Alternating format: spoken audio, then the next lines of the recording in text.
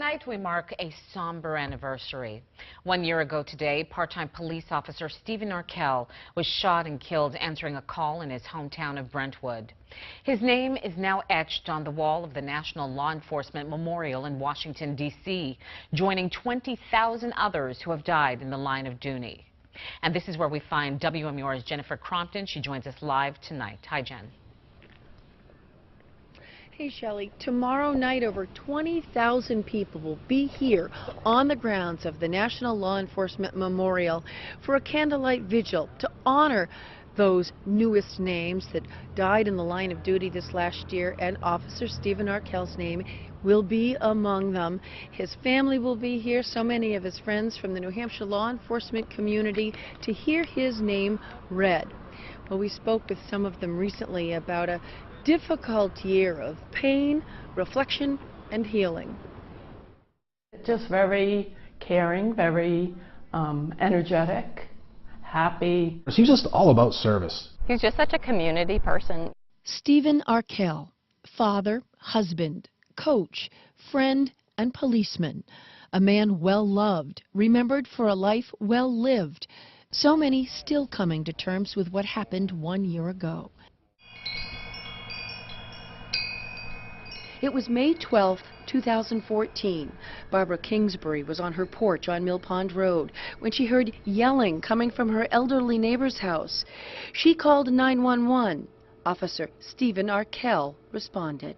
I don't think there's a day that I don't look across the way and remember seeing Steve go into the house and things that happened after. A gunshot, then explosion and fire at the hands of her neighbor's reclusive son. A family, a community, a police department rocked to the core.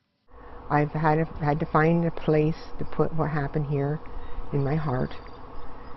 There's not a day that goes by that I don't think of Stephen. The scene of destruction now rebuilt with changes. The duplex set back and angled slightly and painted a different color. In my mind, it had to be something new, something different, and not something that would totally trigger a remembrance every time you saw the house. Remembrances created inside a small police department whose members have grown closer through the pain. It's been tough. Lieutenant Dave Roy was a friend since the first grade. He says they all check in on each other more now. We've gone over it 100 times as a department that we probably wouldn't have done anything any different than what Steve did, you know, and it just happened to be him. The department vowing to be there for whatever Steve's family might need. The community turning out in force for a road race in his honor. People checking in, and just all the events aren't as hard. I think they just keep you busy and keep you remembering that people are there. His wife Heather and their two daughters, one now a high school sophomore, the other a college freshman, buoyed by so much community support, but still finding their way. Do you have fun memories that you share that keep you? Some. I'm not sure we're quite. The girls aren't quite at that point. They coming along? Yeah. Both girls played lacrosse at Exeter High, where he was assistant coach. Badge 87 remembered his legacy there, upbeat team spirit. You know, he didn't just do it for his kids. He was there for all of the girls on my team from the time that they were in the youth program all the way up through. I think that's a huge piece that I'd like to remind people to do that and help out, and that's huge for the community. And just keep that his spirit alive by volunteering or just helping your neighbor, you know, just talking to your neighbor and getting along and trying to be together.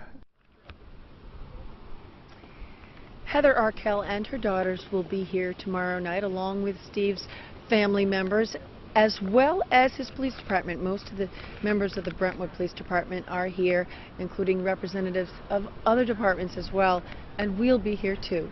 Reporting live in Washington, D.C., Jennifer Crompton, WMUR News 9.